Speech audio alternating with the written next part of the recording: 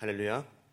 네, 오늘도 주님 만나시기를 사모하여 새벽을 깨워 예배 자리로 나오신 여러분들을 주님의 이름으로 환영하고 축복합니다. 제 친구 중에 이중 국적자, 정확히 말하면 복수 국적자가 있었습니다. 대한민국 국민이라면 이 청년의 때 가장 고민하는 것이 있죠. 그것이 무엇일까요? 바로 군대 문제죠. 저희 현재 청년들도요, 군대에 대한 고민이 참 많더라고요. 뭐 좀 하려고 하면요, 가장 중요한 시기에 군대를 갔다 오는 거죠. 그래서 저희 친구들은 그 이중 국적을 가진 친구들에게 이야기를 했죠. 야, 너는 군대 안 가서 참 좋겠다라고 이야기를 했어요. 근데 어느 날 그 친구가 자기는 군대를 가야겠다고 이야기를 하는 거예요. 자신은 대한민국의 국민으로서 병역의 의무를 꼭 지켜야 되겠다는 겁니다. 아무리 봐도 자기가 자발적으로 가려는 것도 아니고 부모님께서 시키신 것 같았는데, 어쨌든 이 외국 국적으로서 대한민국 국적을 가지려면요, 반드시 병역의 의무를 치러야 됩니다. 그렇게 그 친구가 이 군대에 입대하고 나서 죽겠다, 괜히 왔다, 그렇게 힘들게 군대를 전역을 하고요, 지금은요 이중 국적자로 정말로 잘 살아갑니다. 그때서야 이렇게 이야기하죠. 군대 갔다 오길 정말 잘했다. 그렇게 생각하면서 대한민국 국민으로서도 당당히 살아가는 거죠. 오늘 우리도요, 어떻게 보면 이중 국적자입니다. 복수 국적자예요. 하나님 나라의 백성이자 이 땅을 살아가는 사람들이죠. 그런데 우리의 본향은요, 이 땅이 아닙니다. 하나님 나라, 우리는 그 사람들이죠. 이 땅에서의 삶은요, 길어야 100년입니다.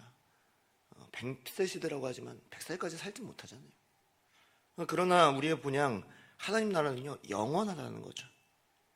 그렇다는 것은요, 우리는요, 이 나라와 이 땅의 법을 넘어서서요, 하나님 나라의 법으로 살아가야 되는 사람들이에요.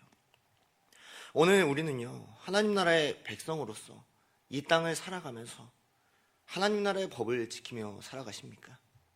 하나님의 말씀대로 살아갈 수 있는 저 여러분들 다 될 수 있기를 주님의 이름으로 소망합니다. 오늘 말씀은요, 하나님 나라의 백성이 어떻게 살아가야 하는지를 알려주세요. 먼저 첫 번째는요, 우리가 말씀 읽었듯이 사랑을 베풀라는 거예요. 1절 말씀부터 볼까요? 형제 사랑하기를 계속하고, 그리고 이후에 손님 대접하기를 잊지 말라 그랬어요. 여러분, 특별히 사랑하기를 계속하고 그랬어요. 여러분, 타인이 누구든지, 또 내가 어떤 상황에 있든지, 또 그 타인을 알든지 모르든지 항상 계속 사랑하라는 거예요. 여러분, 그래서 어떤 일이 있었습니까? 아브라함이, 또 롯이 사람의 모습으로 온 천사들을 자기도 모르게 대접하게 되지 않았겠습니까?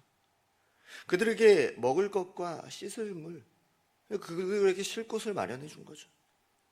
여러분, 그럴 때 천사인 줄 몰랐지만 늘 친절과 사랑이 몸에 배어 있어서 그들을 대접함으로써 구원받을 수 있었고 특별한 은혜를 누릴 수가 있었어요. 그리고 선한 사람으로 평가가 되어지죠.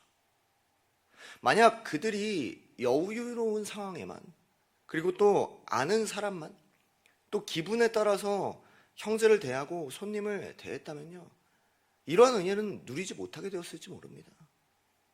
여러분, 우리가 대면하는 모든 사람들이요, 하나님께서 보내신 사람일 수 있어요. 그렇게 언제나 또 어느 때나 우리가 여유가 되든지 아니 되든지, 타인을 알든지 모르든지 항상 형제를 사랑하고 친절히 대접할 수 있는 여러분들이 되시기를 주님의 이름으로 소망합니다. 여러분, 두 번째는 뭘까요? 두 번째는요, 자족하라는 거예요. 5절 말씀 볼까요? 돈을 사랑하지 말고 있는 바를 족한 줄로 알라. 그가 친히 말씀하시기를 내가 결코 너희를 버리지 아니하고 너희를 떠나지 아니하리라 그랬습니다. 여러분, 히브리서 당시에도요, 많은 그리스도인들이요, 돈을 사랑했던 것 같아요. 돈을 저축해두고 미래를 준비하고 투자를 계획했었던 것 같아요. 여러분, 그러다 보면 어떻게 되겠습니까? 자신도 모르게 더 많은 돈, 더 많은 물질을 원하게 되지 않겠습니까? 하나님께서 자신을 입히시고 먹이신다는 믿음이 아니라 돈이 나를 책임진다는 믿음, 또 돈이 없으면 살 수 없다는 생각과 돈이 없으면 내가 비참해질 거라는 그런 생각을 가지고 살았었죠. 그러니까 당연히 어떻게 되겠습니까? 하나님을 신뢰하기보다 돈을 신뢰하게 되는 거예요. 오늘날도 그렇지 않겠습니까? 그리스도인, 교회 다니는 것과 예수 믿는 것과 별개로 돈 외치는 그런 시대가 아닙니까? 그런 그리스도인들의 모습을 많이 볼 수 있어요. 돈이 없으면 울고 돈이 있으면 울고 이 돈에 일희일비하고 돈에 인생을 걸고 집착하는 모습을 우리는 많이 볼 수 있죠. 그러나 하나님께서 5절 말씀에 강력하게 말씀하십니다. 내가 결코 너희를 버리지 아니하고 너희를 떠나지 아니하리라. 여러분, 우리가 돈을 사랑하지 않아야 하는 이유는요, 여기에 있는 거예요. 돈을 의지하는 것이 아니라 하나님을 의지하라는 거죠. 이어서 6절 말씀입니다. 그러므로 우리가 담대히 말하되 주는 나를 돕는 이시니 내가 무서워하지 아니하겠노라. 사람이 내게 어찌하리요? 여러분, 돈이 없으면 내게 어찌하리요? 사람이 내게 어찌하리요? 이런 믿음으로 나아가는 거죠. 여러분, 예수님께서도 말씀하십니다. 공중의 새를 보라. 심지도 거두지도 않고 창고에 모아들이지도 아니하되 너희 하늘 아버지께서 기르시나니 하물며 너희일까 보냐. 믿음이 작은 자들아. 사랑하는 여러분, 오늘 우리는 어떤 모습으로 살아가십니까? 돈이 아니라, 물질이 아니라 하나님께서 입히시고 먹이시는 믿음으로 자족하며 살아가실 수 있는 저 여러분들 다 될 수 있기를 주님의 이름으로 소망합니다. 이후의 말씀은요, 계속해서 증거합니다. 먼저 산 믿음의 선진들을 바라보라는 거예요. 하나님의 백성들로서, 이중국적자로서, 하나님 나라의 백성으로서 이 땅을 살아간 사람들을 본받으라는 거죠. 7절 말씀입니다. 하나님의 말씀을 너희에게 일러주고 너희를 인도하던 자들을 생각하며 그들의 행실의 결말에 주의하여 보고 그들의 믿음을 본받으라 그랬습니다. 여러분, 하나님의 말씀대로 하나님 나라의 법대로 살아간 사람들을 본받으라는 거예요. 그럼 어떤 사람들이 있겠습니까? 성경 속에는 당연히 있겠죠. 혹은 믿음의 부모님, 혹은 믿음의 동역자, 교회에서 앞서간 사람들. 여러분, 그들의 행실의 결말은 어땠을까요? 일단 그들의 행실 한번 볼까요? 하나님의 말씀을 지키는 삶을 살았어요. 근데 하나님의 말씀을 지키기가 굉장히 힘들었어요. 때로는 억울했고, 때로는 하나님 나라의 법을 그냥 버리고 살면, 그냥 말씀 안 지키고 살면 더 쉽게 살 수 있을 것처럼 보여요. 여러분, 이 땅에서는 비참해 보여요. 또 어리석어 보일지도 몰라요. 때로는 말씀 지키고 살다가 순교하기도 해요. 여러분, 히브리서 11장에 아벨을 보세요. 노아를 보세요. 아브라함을 보세요. 여러분, 믿음으로 사는 거는요, 이 말씀대로 사는 것은 때론 바보 같습니다. 그러나 그들의 결말은 어떻습니까? 그들의 결말은 구원받고 은혜받고 하늘의 영원한 복을 얻게 된 줄로 믿습니다. 여러분, 8절에 여러 가지 다른 교훈에 끌리지 말라고 그랬어요. 여러분, 수많은 사람들이 이 노아를 보고 손가락질하지 않았겠습니까?